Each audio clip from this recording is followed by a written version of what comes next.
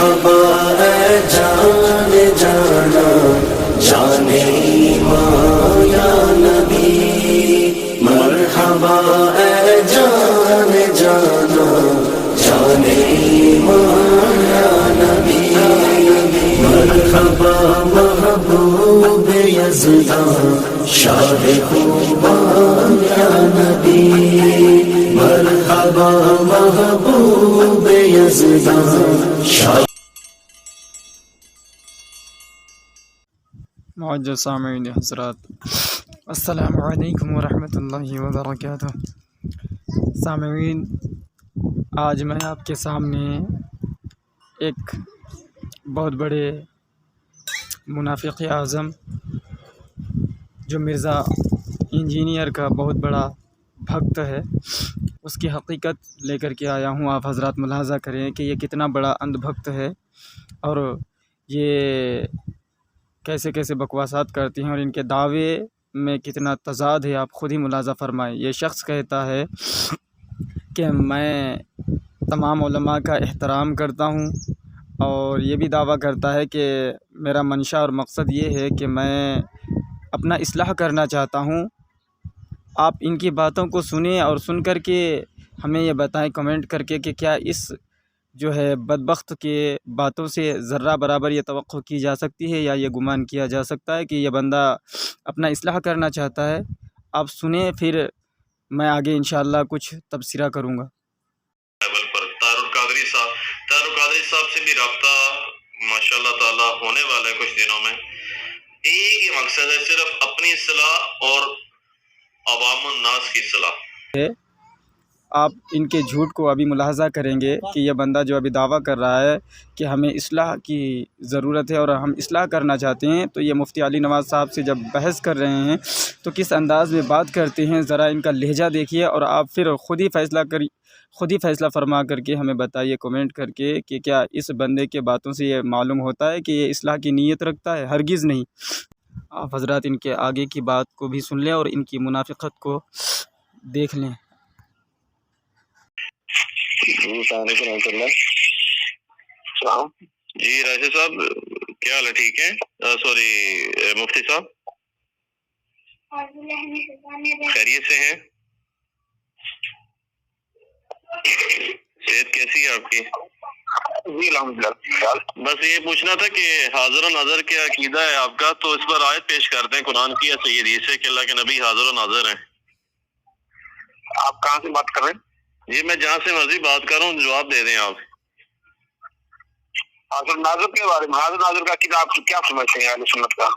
آپ بریلوی ہے نا مسلک ہیں، تو آپ جواب دے دیں کہ آپ کیوں کہتے ہیں نا کہ اللہ کے نبی حاضر و ناظر ہیں معاذ اللہ، تو کوئی قرآن کی آیت صحیح حدیث نہیں۔ آپ معاذ اللہ کہہ رہے ہیں تو آپ کس بات پر، آپ نے کیا عقیدہ سنا ہے معاذ اللہ کہنے؟ ہم نے یہ اس حماد العرف حمارل کی آپ بخلاہٹ کو محسوس کر سکتے ہیں۔ جب مفتی صاحب نے پوچھا کہ آپ نے کیا سمجھ کر کے معاذ اللہ کہا ہے، تو ان کی سٹی پٹی گم ہو گئی، بیچارے کے پاس کوئی جواب نہیں، تو پھر وہی جاہلانہ طور طریقہ اپنانے لگا۔ معاذ اللہ نہیں، آپ کہتے نہیں ہو اللہ تعالیٰ حاضر ناظر ہیں، اللہ کے نبی تو حاضر ناظر تو نہیں ہے نا؟ نہیں، آپ اس حاضر ناظر عقیدے سے جو معاذ اللہ کہہ رہے ہیں، معاذ اللہ تو بنتا ہے کہ اللہ کے نبی صلی اللہ علیہ وسلم حاضر و ناظر ہیں، قرآن کی آیت پڑھ دیں، صحیح حدیث پڑھ دیں۔ ایک لفظ سے حاضر ناظر سے آپ یہ کیا سمجھ رہے ہیں؟ آپ نے کسی اہل سنت کی کتاب کو پڑھا ہے؟ اہل سنت بریلویوں کا عقیدہ ہے میرے بھائی، کدھر آپ پہنچ رہے ہیں؟ نہیں، قرآن کی آیت پڑھیں، صحیح حدیث کے حضور کے لیے حاضر و ناظر ہیں۔ میں بات کر رہا ہوں کہ آپ نے جو معاذ اللہ پڑھا ہے، آپ کو کس کتاب میں عقیدہ یہ ملا ہے؟ آپ کتابیں کیا لکھا ہے؟ بریلوی نہیں ہو آپ؟ میں سنی ہوں اہل سنت۔ نہیں سنی نہیں، آپ بریلوی ہیں، یہ آپ بحث کسی اور کو کرائیے گا۔ آپ سنی ہیں، سنی بریلوی ہیں۔ میں آپ کو امام احمد رضا صاحب کے مخالف نہیں آپ؟ میں اگر آپ کو یہودی کہوں، نعوذ باللہ من ذالک، یہودی کیسے؟ جواب دیں، قرآن کی آیت پڑھیں، صحیح حدیث پڑھیں۔ بات یہ ہے، نہیں بات نہیں، اور پھنس گئے ہونا، اور جواب دیں قرآن کی آیت صحیح حدیث۔ کسی کا بھی عقیدہ نہیں، آپ کہتے ہیں اللہ کے نبی صلی اللہ علیہ وسلم حاضر و ناظر ہے بریل، اس کا مطلب ہے اچھا جی آج ثابت ہو گیا کہ بریلیوں کا عقیدہ نہیں حاضر و ناظر کا، آپ رجوع کریں. وہ عقیدہ کیا ہے؟ بس ایک لفظ سے آگے آپ کو نہیں پتا عقیدہ کیا ہے؟ ہمیں بڑے بتائیں بڑے فون کیے نا آپ نہیں آپ نہیں جواب دیں قرآن کی ایسے صحیح حدیث سے. آپ جواب دیں سر، یہ غلط بات ہے. نہیں آپ معاذ اللہ قرآن کی ایسے صحیح حدیث نہیں ہے تو رجوع کر رہے ہیں آپ. میں حدیث سے بھی میں قرآن سے بھی دوں گا آپ کو. قرآن پڑھے آئے، ٹھیک ہے جی، ادھر ہی پڑھے آئے. سارا نہیں پڑھے آئے. آج لے ان کی پناہ سے مدد مانگ لے، ان سے اللہ کی مدد مانگ. آج جواب دیں، قرآن کی آیت پڑھیں، صحیح حدیث پڑھیں. میرے سامنے قرآن پڑھا ہوا ہے، صحیح حدیث پڑھی ہوئی، جواب دیں. اچھا آج مدد مانگ ان سے. آج اللہ سے مدد مانگے، اللہ کے نبی سے مدد نہیں مانگنی، اللہ سے مدد مانگنی ہے میرے بھائی. جو صحابہ نے مدد مانگی ہے، اللہ کے سے مدد مانگی ہے. صحابہ اکرام رضی اللہ عنہم نے، یہ بھی آپ کہانی کراتے ہیں، کسی اور کو کرائیے. نہیں کیا جواب دیں قرآن کی آیت سے، صحیح حدیث سے. جو صحابی اللہ کے نبی السلام اللہ کے بعد ہمارا سب کچھ ہیں. صحابہ ہمارے سروں کے تاج، اہل بیت سروں کے تاج. مگر آپ نے جواب دیں قرآن سے. دیکھیں سر دیکھنا کیا نہیں بات یہ کیا ہوئی بات؟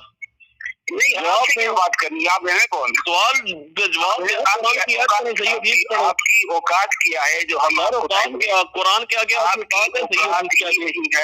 اپنے آپ کو مفتی کہتے ہیں، آپ کو مفتی بناتی ہے.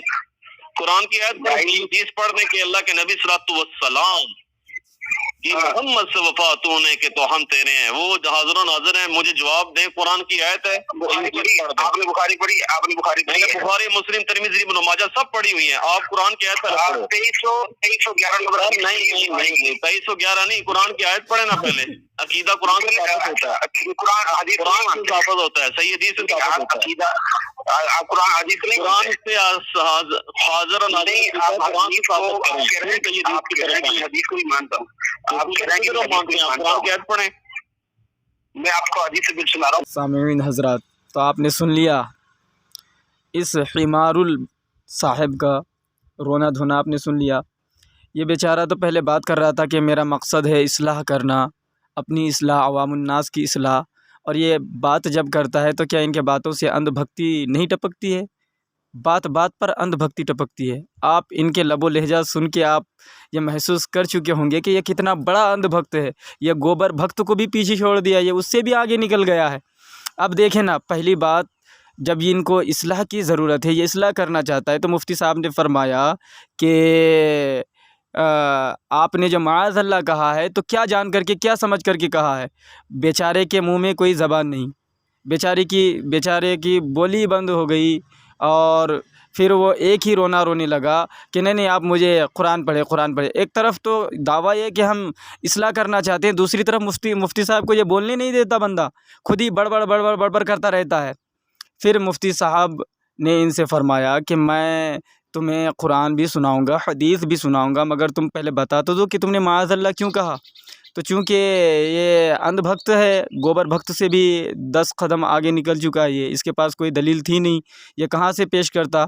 اور مقصد ان کا جو ہے اصلاح کرنا نہیں بلکہ لوگوں کو گمراہ کرنا ہے. میں اس بات پر حلف اٹھا سکتا ہوں، قسم اٹھا سکتا ہوں. پھر اس بیچارے نے ڈاکٹر علامہ اقبال لاہور قلندری رحمہ اللہ تعالیٰ علیہ کے اشعار پڑھے کہ محمد سے وفا تو نے تو ہم تیرے ہیں.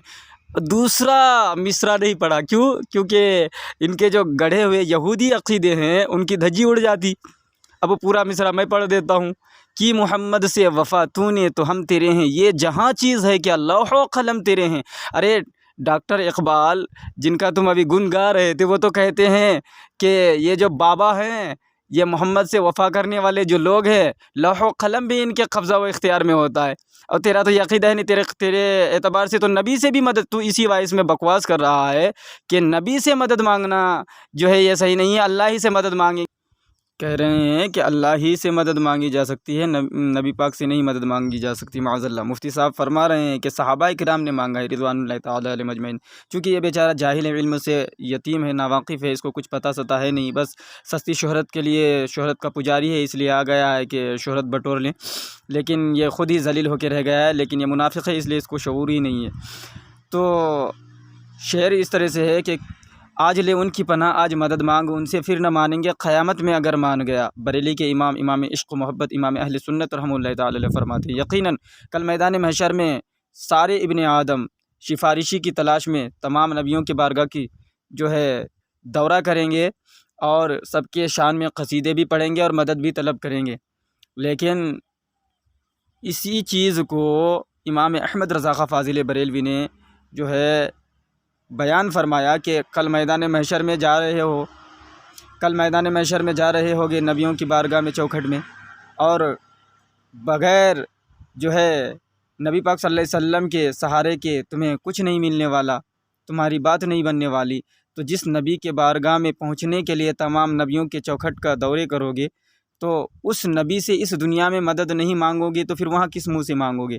لیکن چونکہ یہ منافق ہے، یہ سمجھے گا نہیں، تو بہرکیف پھر اس نے ایک بات کہی ہے اتحاد کی کہ میں اتحاد کرنا چاہتا ہوں، تو میں اس سے یہی کہوں گا کہ یار تو اتنا بڑا مردود زمانہ ہے، تو گھر سے خود ہی بھاگا ہوا ہے، تو گھر سے خود ہی نکلا ہوا ہے، دھتکارا ہوا ہے، تو تجھے چاہیے کہ تو دوبارہ گھر میں جا کے گھر والوں سے صلح کر لے، لیکن تو اتنا بڑا مرزا کا اندھ بھکت بن گیا ہے، وہ مرزا جو تمہارا 100 کروڑوں خدا کا دعوے دار ہے، عقیدہ رکھتا ہے، اس کا ایسا تو اندھ بھکت بن گیا ہے کہ تو یہ کہہ رہا ہے کہ گھر والے آ کر کے ہم سے اتحاد کریں گے، یعنی کہ خود گھر سے بھاگا ہوا ہے اور اتحاد کی جو ہے دعوت لوگوں کو دے رہا ہے اور اتحاد کا دعویٰ کر رہا ہے، تو تجھ سے بڑا بیوقوف اور احمق اس دنیا میں کون ہو سکتا ہے؟ یقیناً کوئی نہیں ہو سکتا۔ تو سامعین حضرات، یہ مردود زمانہ لعنتی شخص ہے، آپ ان کے باتوں سے اندازہ لگا چکے ہوں گے کہ یہ جاہل مطلق ہے، بس سستی شہرت کا پجاری، شہرت بٹورنے کے لیے جو ہے مفتی صاحب کو فون لگایا تھا، لیکن خود ہی ذلت ہے اس آڈیو میں اس کی، لیکن اتنا بڑا بے حیا اور بے غیرت انسان ہے کہ اسی لیے کہتے ہیں نا کہ خدا جب دین لیتا ہے تو عقلیں چھین لیتا ہے، کہ اپنی ذلت والی وائس خود ہی یوٹیوب میں ڈال دیا، بنا سوچے سمجھے کہ لوگ سنیں گے تو میرے منہ پر تھوکیں گے، مجھ پر لعنت برسائیں گے، لیکن وہ کہتے ہیں نا کہ خدا جب دین لیتا ہے تو عقلیں چھین لیتا ہے۔ تو سامعین حضرت، اب آپ کے سامنے میں مفتی صاحب نے جو حوالے دیے بخاری شریف کے وہ پیش کروں گا۔ مفتی صاحب ان سے بار بار یہ کہہ رہے ہیں کہ تم نے بخاری شریف پڑھی، تو یہ کہہ رہا ہے کہ میں نے ساری کتابیں پڑھی ہے۔ پھر مفتی صاحب بتا رہے کہ 2311 نمبر کی حدیث تم نے پڑھی، تو یہ بیچارہ اب سننے کے لیے تیار نہیں ہوتا، رونا دھونا شروع کر دینے، نہیں مجھے قرآن سناؤ، مجھے قرآن سناؤ۔ سامعین حضرات، عقیدہ قرآن مجید کی آیت سے بھی بنتا ہے اور حدیث متواترہ صحیح احادیث سے بھی عقیدہ بنایا جاتا ہے۔ اگر یہ حمار اگر اس کو ذرہ برابر عقل ہے تو یہ جائے اور وہ کتاب لے کر کے آئے، وہ حوالہ لے کر کے آئے کہ صحیح حدیث اور حدیث متواترہ سے عقیدے نہیں بنائے جاتے، فقط قرآن سے عقیدے بنائے جاتے ہیں۔ تو قیامت آ جائے گی، یہ یہودی بولی بولنے والا شخص کبھی یہ دلیل پیش نہیں کر سکتا۔ خیر، اب مفتی صاحب نے جو حوالے دیے ہیں میں آپ کے سامنے وہ اسکرین میں لگا رہا ہوں، آپ حضرات توجہ فرمائیں اور میں پڑھتا ہوں اور آپ حضرات بھی پڑھیں۔ یہ میں نے لگا دیا، آپ حضرات دیکھ سکتے ہیں، صحیح بخاری شریف جلد 2، یہ 2311 نمبر حدیث ہے۔ میں ترجمہ پڑھ دیتا ہوں۔ حضرت ابو ہریرہ رضی اللہ تعالیٰ عنہ سے روایت ہے، انہوں نے کہا کہ مجھے رسول اللہ صلی اللہ علیہ وسلم نے فطرانی کی نگہداشت کا وکیل بنایا۔ میرے پاس ایک شخص آیا اور لپ بھر بھر کر اناج اٹھانے لگا۔ میں نے اسے پکڑ لیا اور کہا، اللہ کی قسم میں تجھے رسول اللہ صلی اللہ تعالیٰ علیہ وسلم کے حضور پیش کروں گا۔ اس نے کہا، میں محتاج ہوں، مجھ پر عیالداری کا بوجھ ہے اور مجھے شدید ضرورت تھی۔ حضرت ابو ہریرہ رضی اللہ تعالیٰ عنہ نے کہا، تب میں نے اسے چھوڑ دیا۔ صبح ہوئی تو نبی کریم صلی اللہ تعالیٰ علیہ وسلم نے فرمایا، اے ابو ہریرہ، رات تمہارے قیدی کا کیا ماجرا ہوا؟ میں نے عرض کیا، اللہ کے رسول صلی اللہ تعالیٰ علیہ وسلم، اس نے اپنی ضرورت مندی بیان کی اور عیالداری کی شکایت کی تو مجھے اس پر ترس آ گیا اور اسے چھوڑ دیا۔ آپ نے فرمایا، آگاہ رہو، اس نے تجھ سے جھوٹ بولا ہے اور وہ پھر آئے گا۔ رسول اللہ صلی اللہ علیہ وسلم کے ارشاد، وہ ضرور آئے گا، کہ پیش نظر مجھے یقین تھا کہ وہ ضرور آئے گا، اس لیے میں نے اس کی گھات میں رہا۔ چنانچہ وہ آیا اور غلے سے لپ بھرنے لگا تو میں نے اسے پکڑ لیا اور کہا کہ اس بار میں تجھے رسول اللہ صلی اللہ تعالیٰ علیہ وسلم کی خدمت میں ضرور پیش کروں گا۔